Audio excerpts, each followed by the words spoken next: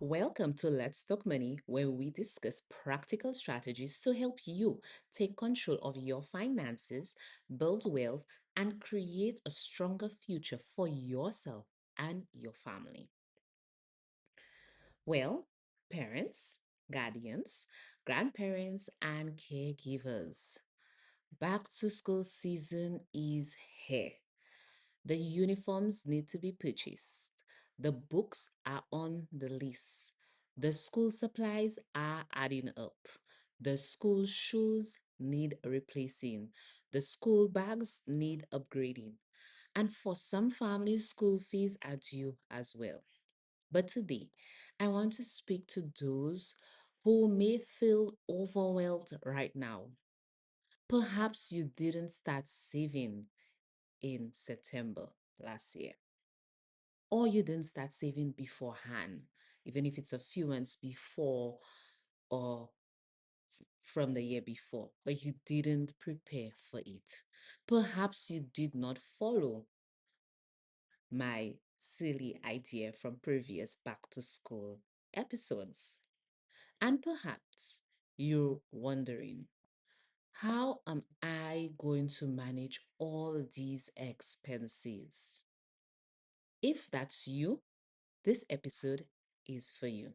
If you have not subscribed to my channel, please select the notification down below.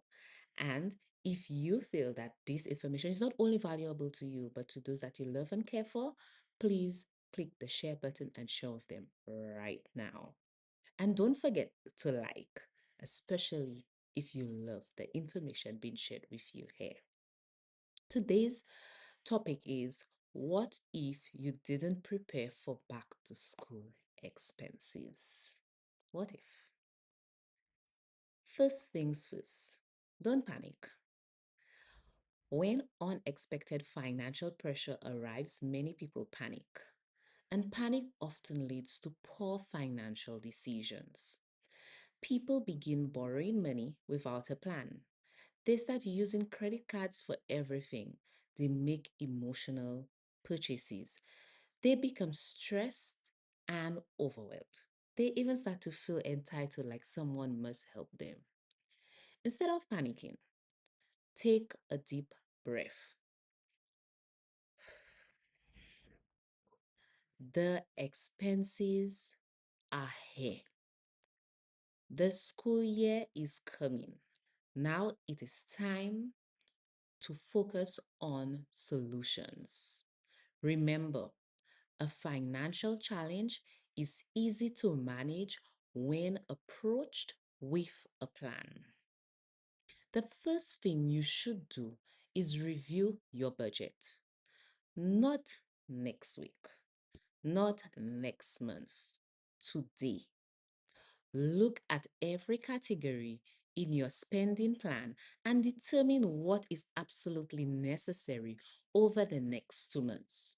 Ask yourself, what can wait until September? What can wait until October? What purchases are wants rather than needs?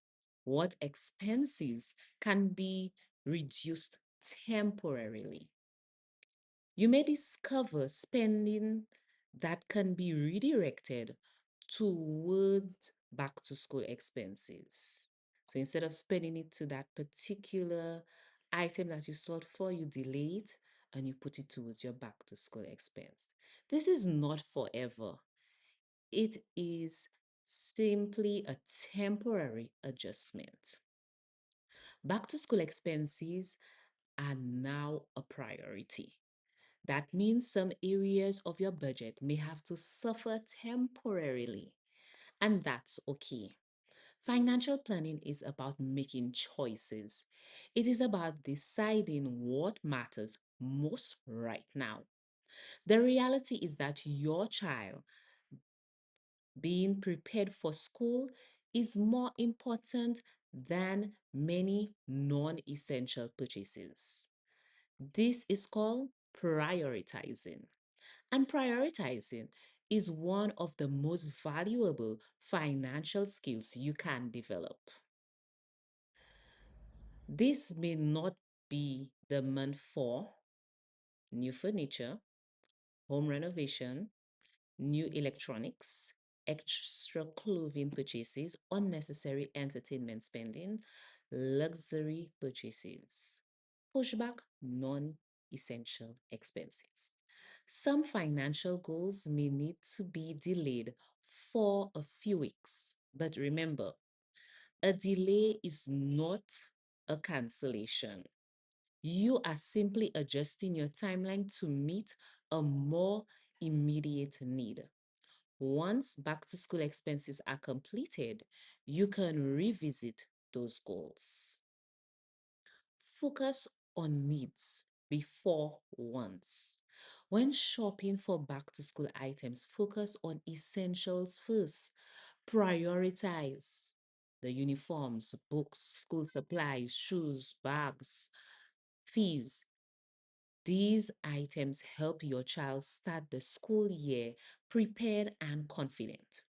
Once the essentials are covered, you can determine whether additional purchases fit within your budget. Needs first, wants later. Sometimes reducing expenses is not enough.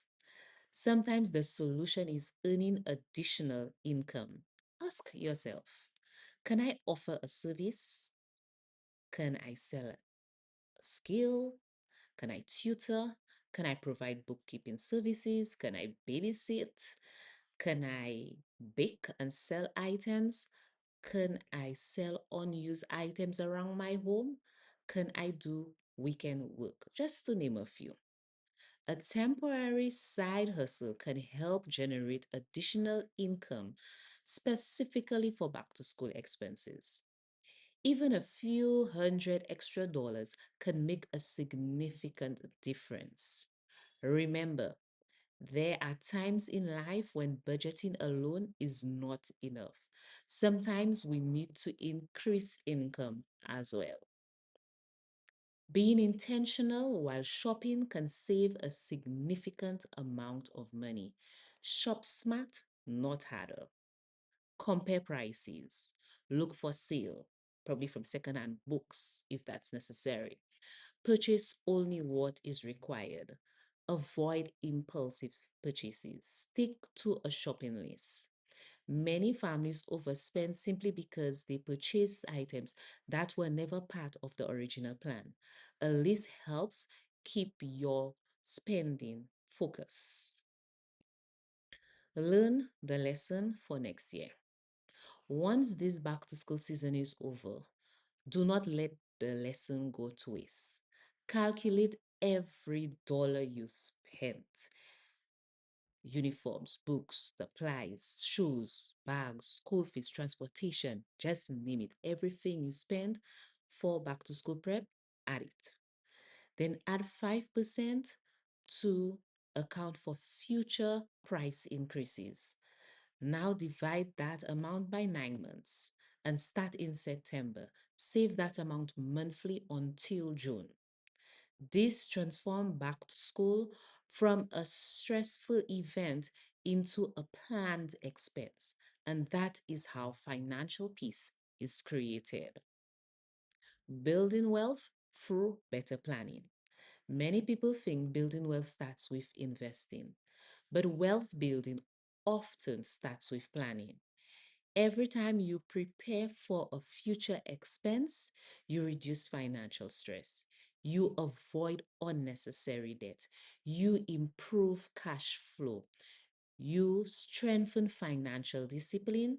You create better financial habits. And those habits are the foundation of wealth.